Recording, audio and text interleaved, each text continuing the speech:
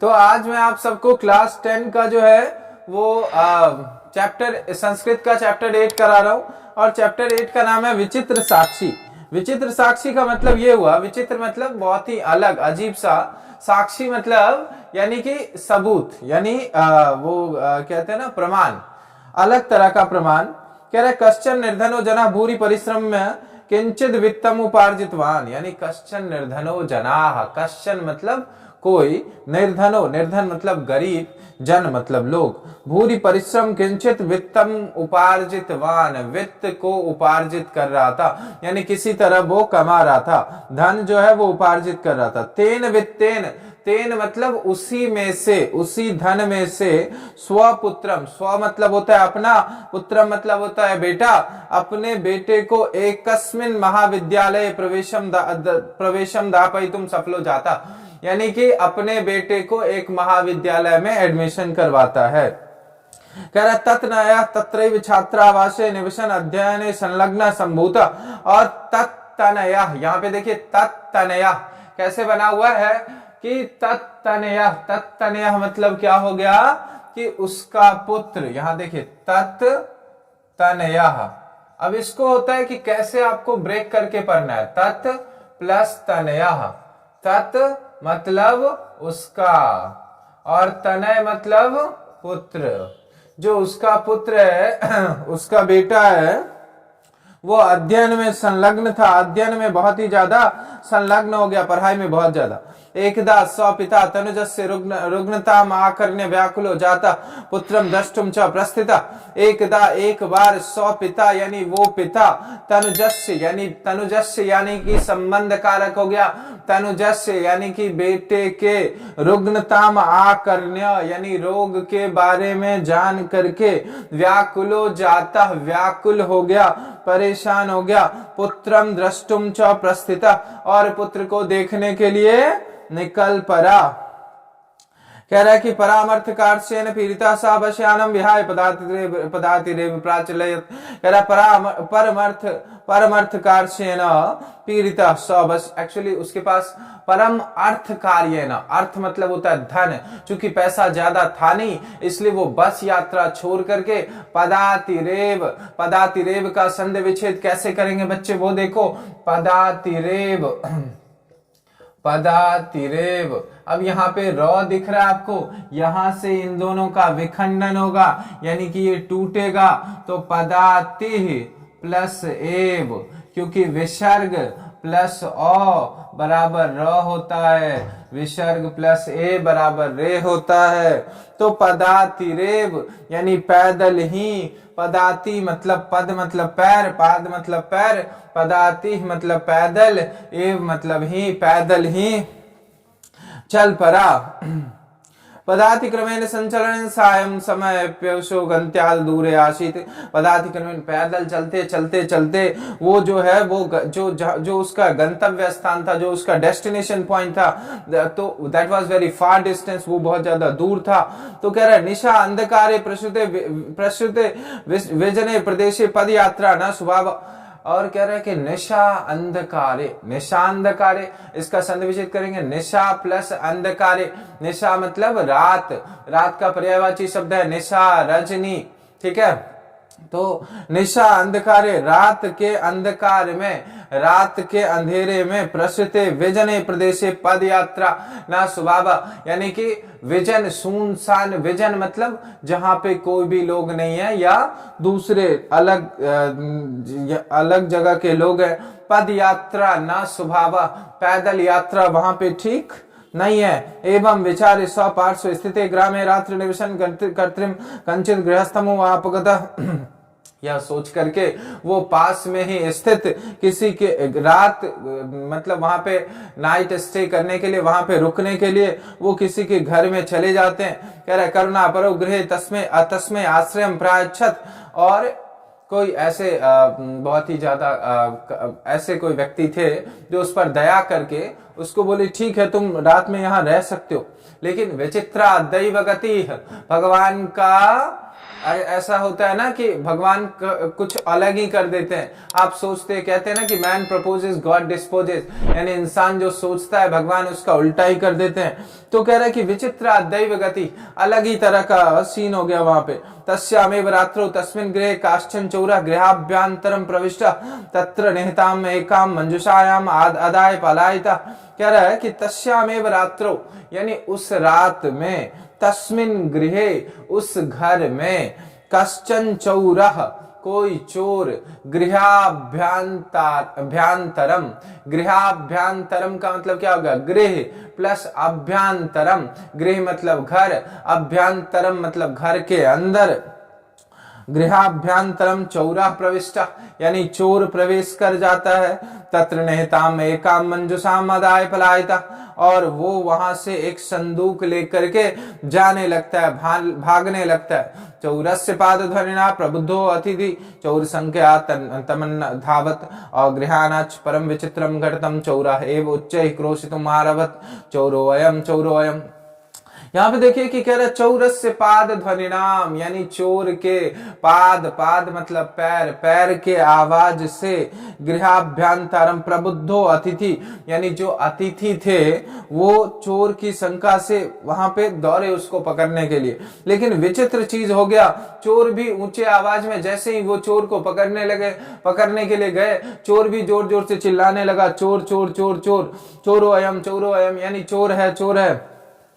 तस्य ताल स्वरेण प्रबुद्धा ग्राम वासिना स्वगृहात् निष्क्रम्य तत्र आगच्छन् वराकम अतिथे में चौर मत्वा भर्त्स्यन्। अब यहाँ पे हो गया कि अतस्य ताल स्वरेण, यानी चोर की आवाज जो थी वो काफी ज्यादा लाउड थी, काफी ज्यादा जोर थी। ये सुन करके गांव के लोग जो है वहां पे इकट्ठा हो गए और उस व्यक्ति, उस अतिथि को ही चोर समझ गए और उसकी निंदा करने लगे। तत्क्षणमेव रक्षा पुरुषः तम अतिथियं चौरवयम् इति प्रख्याप्य कारागृहे प्राक्षापित, और उस दोनों को पकड़ करके कहाँ ले गया, कारागार गृह में ले गया। अग्रिमे दिने 100 आरक्षी चौर्याभियोगे तम न्यायालयम नीतवान, और अग्रिमे दिने, अगले दिन 100 आरक्षी, वो जो आरक्षी था, वो जो गार्ड का काम कर रहा था गांव में, तम न्यायालयम नीतवान, चौर्याभियोग, चोरी के आरोप में, तम उसे, न्यायालय में, नीतवान यानी ले आया, न्यायाधीशो बंकिम चंद्र, न्यायाधीश का नाम था बंकिम चंद्र। पॉइंट आउट करना, क्वेश्चन में पूछता है कि न्यायाधीश का नाम क्या था, तो न्यायाधीश का नाम था बंकिम चंद्र। उभाभ्याम यानी बारी बारी से, दोनों से, पृथकम यानी बारी बारी से, विवरणम श्रुतवान यानी उन दोनों का विवरण, एक्सप्लेनेशन, दोनों की बातें सुनते हैं।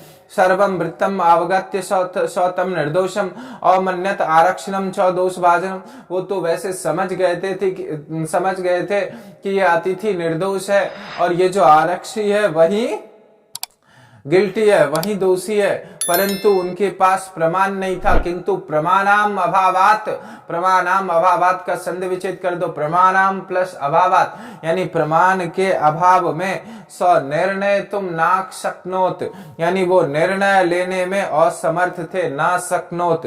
ततो अग्रिमे दिने उपस्थातुम आदिष्टवान, वो बोलते हैं कि अगले दिन उपस्थित हो जाना आप दोनों। अन्य दो तो न्यायालय स्व पक्षम पुनः स्थापितवन्तु, अगले दिन वो दोनों अपने अपने पक्ष को फिर से रखे।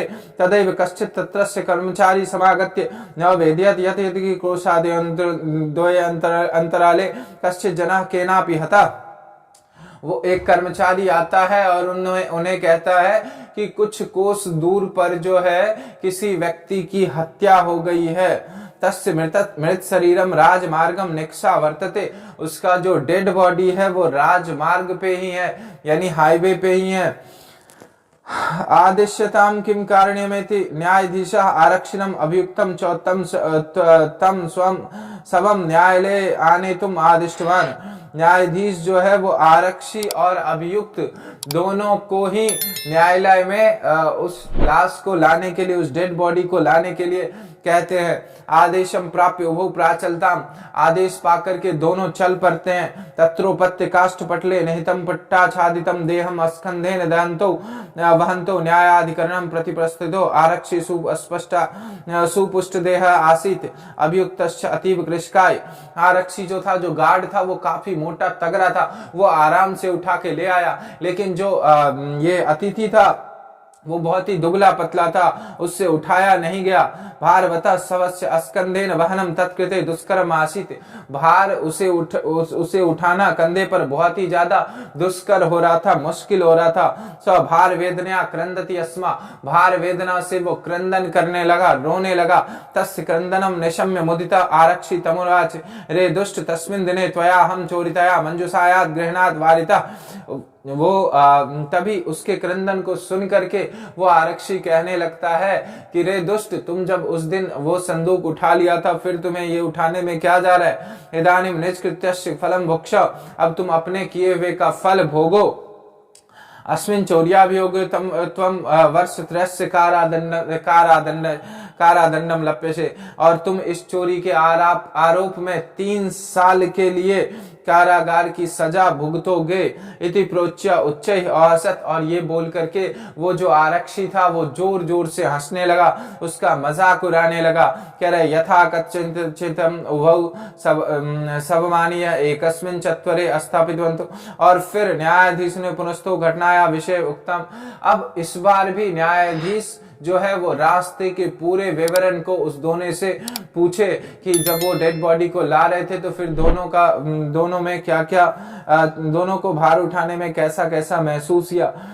आश्चर्य अघटत ससभा न्यायाधीश निवेदितवान मान्यवर एतेन आरक्षिणा अद्विन यदुक्तम तत् वर्णयामि त्वया हम चोरितया मंजुषाया।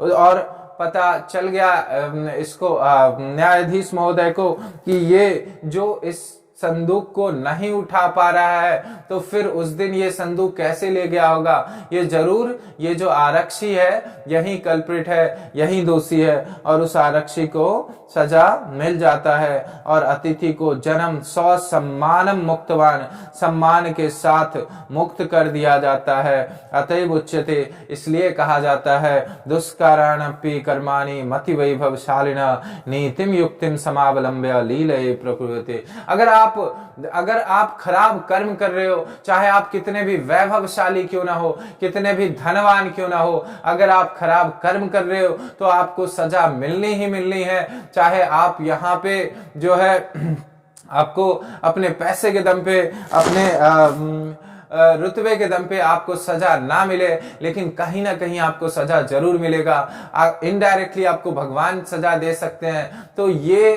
थी विचित्र साक्षी चैप्टर का नाम। उम्मीद है कि आपको चैप्टर का एक एक पॉइंट समझ आया होगा, और समझ आया तो आप चैनल को शेयर करना, सब्सक्राइब करना ज्यादा से ज्यादा, और जब आप वीडियो को देखते हो तो लाइक मस्ट कर दिया करो।